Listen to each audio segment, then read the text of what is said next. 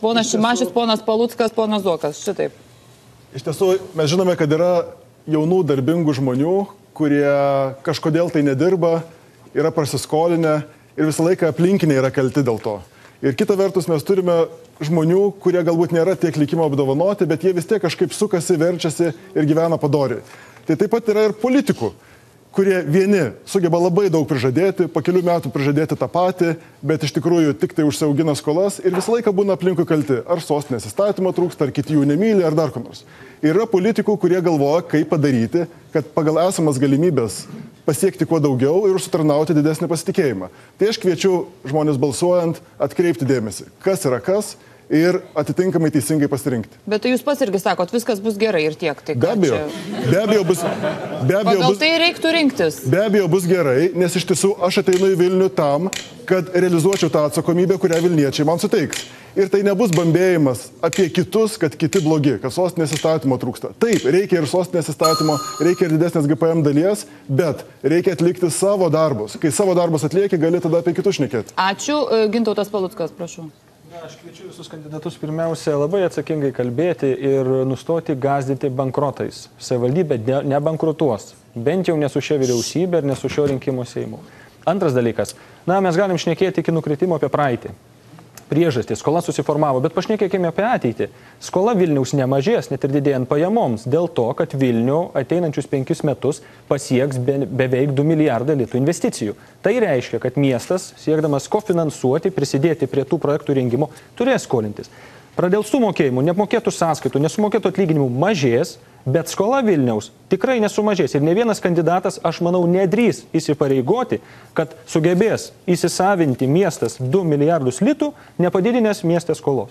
Tai kviečiu visus labai atsakingai elgtis ir diskutuoti. Pone Paluckai, jūsų partija yra jau kurį laiką koalicijoje. Galėjote paprašyti, kad tą gyventojų pajamų mokesčio dalį padidintų greičiau. Ten užstrigęs klausimas. 6% yra padidintas vyriausybės teikimu Seimo sprendimu. 6, taip. Taip, dabar Artūras Zuokas. Turint omeny, kad mes diskutuojam šiek tiek apie praeitį, nors aišku reikės kalbėti apie ateitį. Ir ponas Majauskas gyrėsi, kad dirbo su ponia Šimonytė ir vardino tai didžiulį privalumu. Tai aš noriu pasisakymą ponios Šimonytės 2010 metais Seime paleisti jos garso įrašą iš Seimo, kad nebūtų visuomenė klaidinama ir kaip mėgsta politikai iš Seimo meluoti. Atsakymas, taip suprantam, kad Vilniaus finansinė situacija yra tokia, kad reikalauja skubių sprendimų, dėl to siūlome Vilniaus miestui specifinį skolinimosi limitą, kad būtų galima greito laikotarpio sprendimus priimti, o toliau manau, kad 12 metams, kada baigsis pereinamosios nuostatos dėl biudžetų, savivaldybių biudžetų, kurios yra nustatytos 10 ir 11, tada ko gero reikia sėsti su asociacija ir rasti kažkokį tai bendrą sprendimą. Tai 10 metais ponia Šimonytė, pristatinėdama Vilniaus miesto biudžetą, pasakė labai aiškiai. Vilniui reikia specifinio skolinimosi limito, Vilniaus miesto problemos yra labai sudėtingos ir jas spręsime 12 metais. Kaip padarė ši vyriausybė, kurios nariais buvo ir ponas Šimašius, ir ponas Majauskas, 12 metais 13 metų savivaldybės biudžetą Vilniaus miestui patvirtino patį mažiausią Vilniaus miesto istorijoje. Ir tai buvo kerštas rinkėjams, kad jūs Vilniečiai dėja netai balsuojate. Ir tik tai dabartinė vyriausybė atsižvelgia ir pradėjo keisti, sakykime, situaciją, sutikdama, kad Vilniui reikia didesnio finansavimo. Ačiū. Tai va tiesiog ciniška meluoti, kada meluoja tokio lygio žmonės. Yra dar nepasitaikusi, ponia Majauskai, jūs savo minutės Aš labai trumpai, nes čia yra Šimonytės atsakymas, būtent į tai, ką gerbiamas Artūras Zuokas sako. Tai cituoju.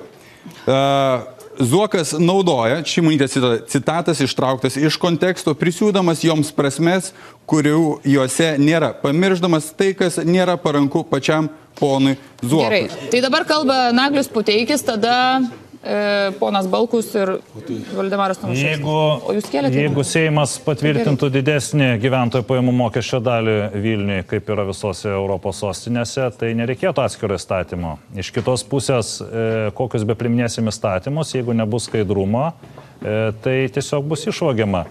Aš siūlau visiems Vilniečiam prisiminti, kurie važiuoja vakarinio aplinkelio. Ten vietoj 2 eismo juostų viaduko yra padarytas 500 metrų ilgio tunelis.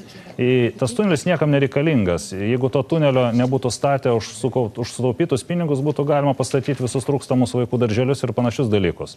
Taigi aš noriu pasakyti, kad Vilniui trūksta labiausiai europinės kultūros. Vilnietis negali sužinoti elementarių biudžeto išlaidų eilučių. Tai prieštarauja Lietuvos buvimą Europos Sąjungoje. Bet kuris Danijos gyventojas, bet kuris savivaldybė gali gauti iki euro, iki vietinės kronos, bet kokias išlaidas. Taigi nebus skaidrumo, visi tie padidinimai gali nukeliauti per statybinių akcinių bendrovės savininkų kišenės į politikų kišenės. Ačiū. Dabar visi, kurie dar nepasisakė, pasisako šito klausimu ir baigiam šitą temą. Einam prie kitos. Ponas Pinskus, prašau. Na, iš tikrųjų, mes daug kalbam apie viaduką, apie balsius, bet šie projektai yra ne šios kadencijos pradžia buvo praeito kadencijoje ir netgi kai teko dalyvauti balsių mokyklos atidarime, tai pirmų smuikų ten grojo atidarime buvęs meras ponas Navickas. Taip kad šioje kadencijoje vien kaltintais projektais tikrai nereikėtų, būkit korektiški. O šiaip dar norėčiau priminti, kad per viešuosius pirkimus dabar Vilniaus miestas sutaupė 45 milijonus litų nuskaičiuojamosios vertės. Tai nuskaičiuojamosios vertės, kurie buvo vykdomi viešieji pirkimai, 45 milijonais litų mažiau buvo laimėtojai laimėję. Taip kad vėl toj vietoj iš oro traukti kažkokius tai skaičius nenorėčiau. Tai toliau, kas liečia gyventojų pajamų mokestį. Gyventojų pajamų mokestį iš tikrųjų biudžeto formavimo metodiką tvirtina Seimas. Ir man pavyko sukurti Vilniaus miesto bičiulių grupę Seime, kai buvau dar Seime. Ir kviečiau visas partijas, visus vilniečius dalyvauti bičiulių grupiai, kad dalyvauti sostinės įstatymo priėmime ir dalyvauti gyventojų pajamų mokesčių pakelimo procedūrose. Vitalijus Balkus, prašau. Brangus vilniečiai, aš įsivaizduoju, kaip nuobodu jums sėdėti prie televizoriaus ir klausyti va šitą santykių aiškinimas. Kas yra įdomu? Įdomu yra tai, kad čia yra bent keli partijų pirmieji asmenys, tai yra 5-6 yra parlamentinių partijų atstovai. Po šiai dienai mes neturim Vilniaus įstatymą, sostinės įstatymą, beje visi labai gražiai kalba, koks jis yra reikalingas. Čia sėdi parlamentinių partijų atstovai, tame tarpe ir kai kurie pirmieji partijų asmenys. Tačiau Vilniui po šiai dienai už tas dykvietės, kurios yra valdomos bankų, leasingų bendrovių, už tas dykvietės miestas negauna nei cento. Tačiau visi labai nuostabiai mušasi ir aiškinasi, kas kaltas. Taigi, aš noriu priminti, kad Vilniaus savivaldybė gali padaryti daug, meras gali padaryti daug, tačiau jie nėra visagaliai. Vis dėlto sprendimai turi būti priimami esminiai Seime ir primenu, kad čia sėdi parlamentinių partijų nemažai atstovų. Ir tiek. Valdemaras Tomaševskis, prašau. Ačiū. Aišku, dabar dalis čia dalyvių vadimaniauja. Didžiausia skola, dinamika skolos buvo būtent tada, kada valdė konservatoriai, o visi šitie sunkumai atsirado irgi, kada buvo buvusi koalicija Seime, Kaunų, kaip buvo sakoma, padidintas 20%, ta dalis mokesčių Vilniuje tik tai dabar pavyko 8% padidinti. O tai gaunasi, kad kauniečiai vienam gyventojui gauna 200 litų daugiau. Tai labai didelis sumas, apie 100 milijonų daugiau pinigų, tai yra neteisinga. Tai buvo grinai politinis sprendimas, kadangi ta valdančią daugumą nenorėjo padėti Vilniui, kur negavo daug balsų. Bet mes kaip koalicija Lenkų rinkimų akcijos Rusų alijansas nesakom, o darom. Būtent mums pavyko trumpai būnant valdančiai koalicijai padidinti vietiniams keliams dalį pinigų nuo 20% iki 30%. Tai labai ženklas padidinimas, į Vilniečiai jau pajuto to. Ir antras momentas, mes būtent sumažinom iki 9% PVM turizmo. Tai labai svarbi sėdis, kadangi generuoja didelį dalį mūsų BVP ir miestų tai labai didelį paramą. Ačiū, Virginija Vingrienė. Čia dabar klausausi visų oponentų ir girdima, kad problema didžiausia yra pati skola ir ieškoma kaltų, naudojant galbūt galvų kapojimo metodus. Tačiau problema yra ne skola, ne pati skola, nes skolinas ir kitos savivaldybės. Tačiau kitos savivaldybės sugeba kažkaip išgyventi be skolų. Tarkim, Ignalina, kurioje beje pagrindinius sprendimus priima mūsų partijos žmonės. Taigi aš manyčiau, kad pagrindinė priežastis tai yra neūkiškumas. neaiškumas, tiesiog neteisingai galbūt paskirstant tas lėšas.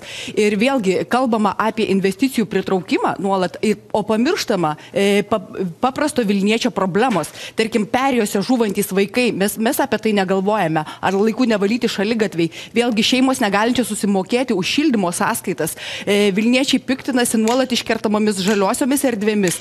Tai aš pati eilę metų kovoju, kad Pilaitės prospekte būtų apsaugota pėsčiųjų gyvybės ir man beje pavyko kai kas. Taigi tapus Vilniaus mere aš tikrai priversiu uždegti žalią šviesą saugiam vaikų keliui į mokyklą. Ačiū.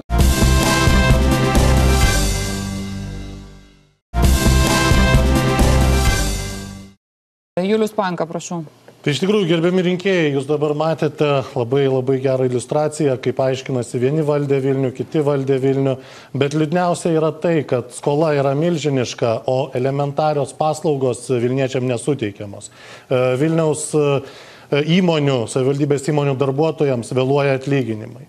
Vilniuje plinta skurdas, Vilniuje neužtenka vaikų darželių. Iš tikrųjų, pažiūrėkime į susisiekimo problemas. Ir visa tai, kaip sakant, politikam tarpusavį aiškinantis, kas pasiskolina daugiau. Tai kur tie pinigai visi, kurie buvo pasiskolinti?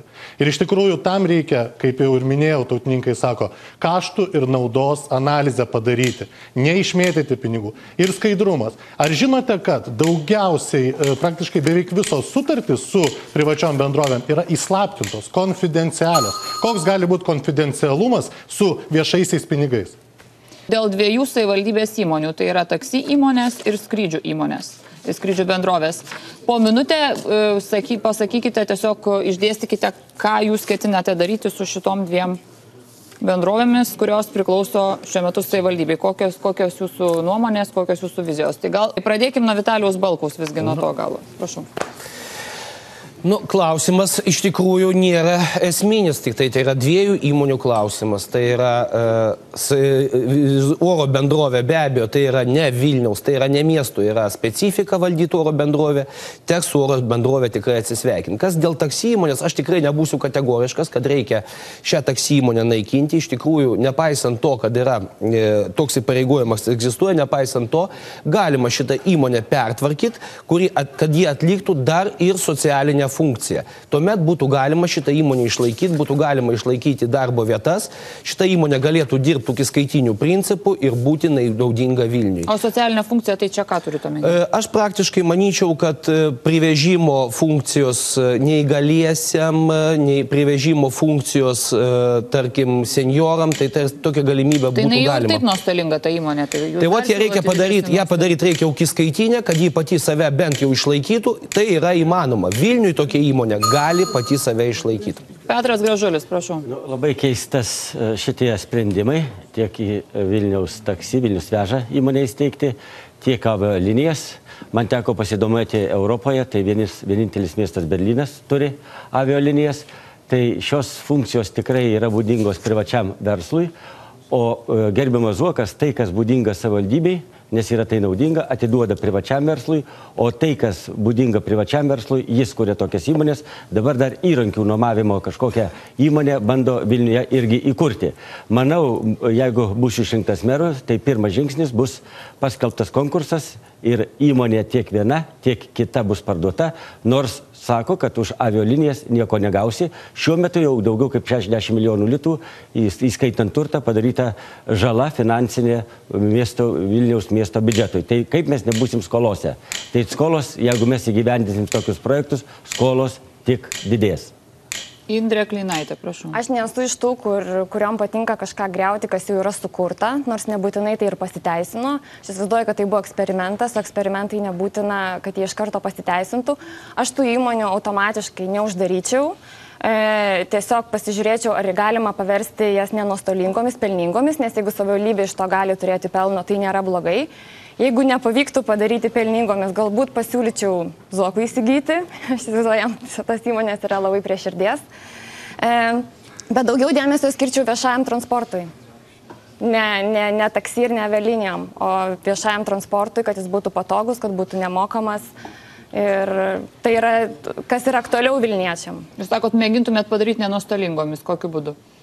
Tiesiog reiktų peržvelgti, kodėl jos yra dabar nuostolingos, nes šiaip, jeigu pasižiūrė, jeigu tai būtų privati įmonė, jinai neveiktų, jeigu jinai būtų nuostolinga. Tai man atrodo, tai, kad jinai dabar veikia nuostolingai, tai nėra savaime suprantama. Gali būti kažkokių kitokių priežasčių, finansinių. Mykolas Majauskas, prašau. Na, žiūrėkit, tiek dėl vienos, tiek dėl kitos įmonės yra pradėti tyrimai. Dėl oro linijų yra prokurorų tyrimas pradėtas dėl turto švaistimų. Dėl taksi veža yra konkurencijos tarybos pasisakymai, kad tai prieštarauja konkurencijai, kuomet savivaldybė dotuoja. Bet ne čia turbūt yra problema. Problema ta, kad mes, aš pats tikrai dažnai skraidau tomis oro linijomis ir jos labai patogios, bet jos tuščios. Aš skraidau su investuotojais ir ten vietos yra pilna.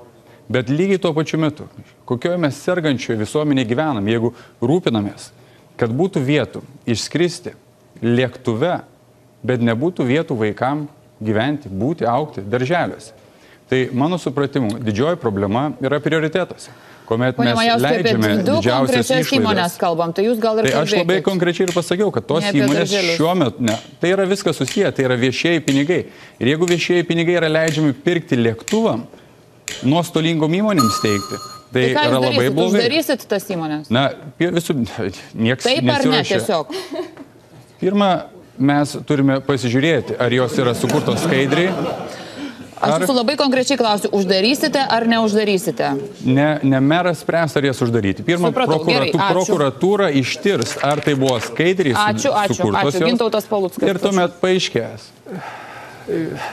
Vėlgi, galėčiau kreiptis į kolegas, oponentus, bet nelaikas žiūrėti. Kiekviena diena yra darbo diena. Ir meras atsisėdęs į savo, naujai išrinktas meras atsisėdęs į savo kėdę turės dirbti. Tai dabar šnekėkime konkrečiai. Prisiminkime aplinkybės, kaip atsirado Vilnius veža taksi. Tuo metu visas taksi sektorius griuvo. Dėl neteisėtos veiklos, dėl mokesčių nemokėjimo, FNTT, VMI, visi, kaip sakyti, atliko savo darbą, visas sektorius griuvo. Vilnius ėmėsi rizikos įsteigti taksi parką. Ne viskas juridiškai ten buvo tvarko ir konkurencijos tarnyba tai yra pripažinusi, šiuo metu išgyvena Vilnius veža transformaciją, bet aš vertinčiau šį projektą kaip rizikingą, bet savo paskirtį atlikusi. Jeigu mes šnekam apie Vilnius avialinijas, čia atvejs yra sudėtingesnis. Tai yra komercinis projektas, jis yra pasirinktas siekiant padidinti galimybę svečiams atvykti į Vilnių. Bet konkurenciniai kovoje sekasi šiam projektui sunkiai. Ir panašu, kad verslo plane užsibrėžti tikslai nėra pasiekti. Ir bijau, kad jie nebus pasiekti. Manau, kad konkurenciniai kovoje šios avialinijos neįsilaikys ir jos bus arba privatizuotos, arba tiesiog... Tai jūs sieksite išlaikyti taksi? Vilnius veža bus parduotas rinkoje, nes tai nėra savivaldybės funkcija.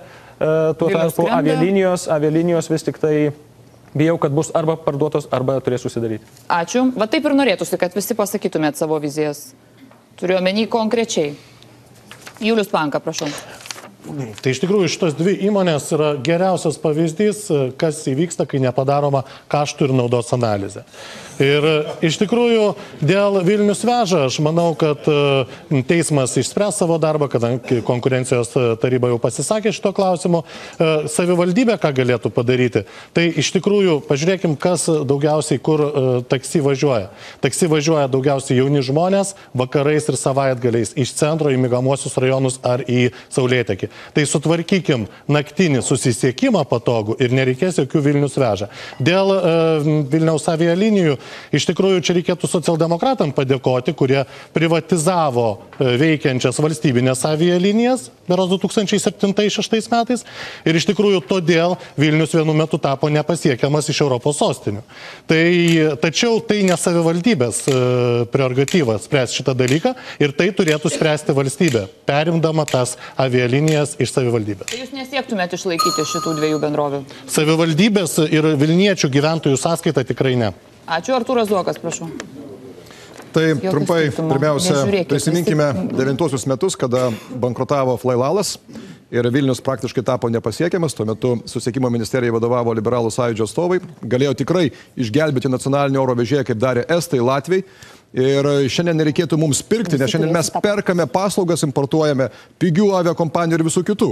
Nė viena protinga valstybė neimportuoja tų paslaugų, kurį gali teikti pati. Pagal naują patvirtintą verslo planą, kurį lengia Lufthansa specialistai, Lituanika turėtų augti iki 1 milijono keleivių per metus, 7 lėktuvai ir turėtų būti pasiekti, sakykime, taip vadinamą break-even, kaštus padengtų sąnaudos 5-4 veiklos metais. Kalbant apie Investuok Lietuva, kurie atliko tyrimą, socioekonominį vertinimą, labai aiškiai davusi išvadą ir savivaldybei, ir investuotojams, ir vyriausybei apie šios kompanijos naudingumą valstybei ir kiek tai sukuria papildomų darbo vietų. Kalbant apie Vilnius vežą, be abejonės tai buvo reakcija į tuometinę situaciją. Tiesiog juokinga, kada šiandien Vilnius veža, turėdamas 40 automobilių, sumoka daugiau mokesčių per metus negu 1000 automobilių taksi veikiančių Vilniaus mieste. Šiandien dėja pagal esamą reguliavimą teisinį nėra vietos legaliam taksi verslui Vilniaus mieste. Čia yra ir aišku klaidų padaryta su Vilniaus veža, kurias mes turėsime tvarkyti, o nebejotinai, kad ateityje jinai galės būti privati. Ačiū.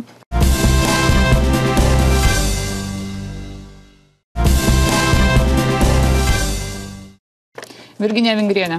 Taip, taksi iš tikrųjų, tai valdymas tai nėra savivaldybės funkcija, be jokios abejonės jau šiai dienai dėl Vilnius veža kompetitingos institucijos yra pateikusios išvadas dėl konkurencijos taisyklių pažeidimo ir mes dėl to peržiūrėsime, o ką savivaldybė iš tikrųjų turėtų plėtoti, tai socialinio taksi funkcija, kas šiandieną nėra pakankamai išplėtota ir mūsų tai bus vienas iš prioritetų, mes savo komandoje turime neįgaliųjų socialinę darbuotoją aktyvistę ir mes tikrai dirbsime ties šitą sritim. Dėl Vilniaus avialinijų, tai miestui turint virš milijardo skolos, nemanau, kad yra iš tikrųjų labai reikalinga turėti avialinijas. Mes niekada nepriliksime Briuseliui ir manyčiau, kad mes turėtume pagalvoti taip pat apie šitos miesto avialinijų atsisakymą.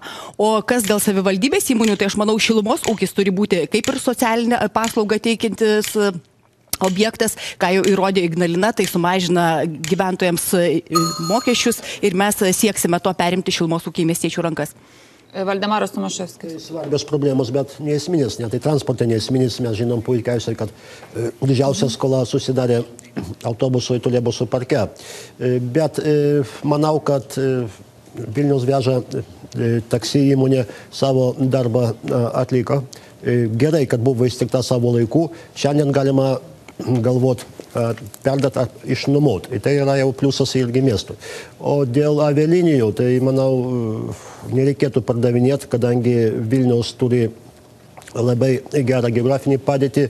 Tai praktiškai turizmo miestas ir turizmas ir poilsinis, ir pramoginis, ir galima steigti objektus sakralinio turizmo ir sporto turizmo. Tai šita įmonė turi būti vienintelė, sakysim, valstybinė įmonė arba savivaldos įmonė. Tai reikia kartu su vyriausybė stiprinti šitą įmonę. Aš manau, laiko bėgant duos daug naudos Vilniui. Jeigu netiesioginė prasme pinigais, tai pritraukiant turizmą ir generuojant ekonomiką.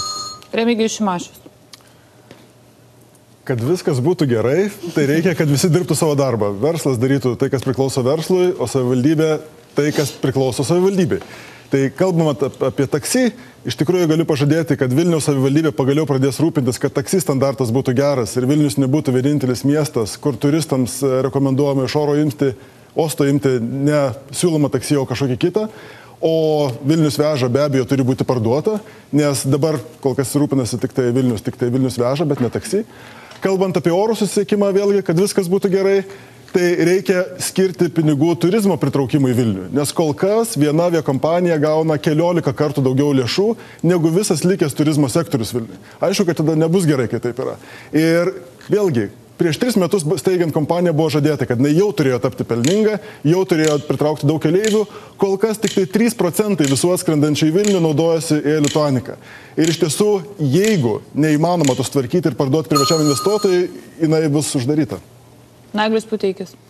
Palikta abi įmonės, tik tai įsileis privataus kapitalo, o su avialinijom reiktų ir vyriausybė perkelti atsakomybę ir finansavimo dalį.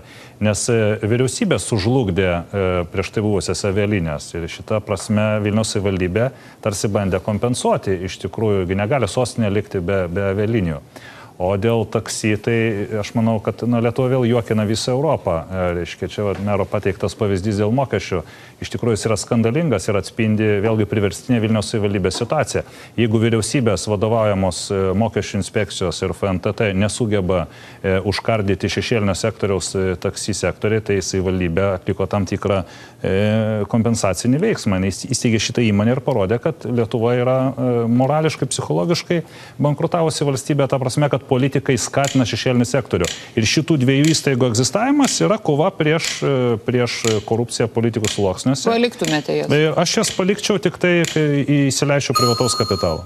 Jonas Pinskus baigė šitą temą ir šitą laidą. Jo, iš tikrųjų aš nenoriu kartotis. Naglis Puteikis labai teisingai pasakė, kad Vilnius veža.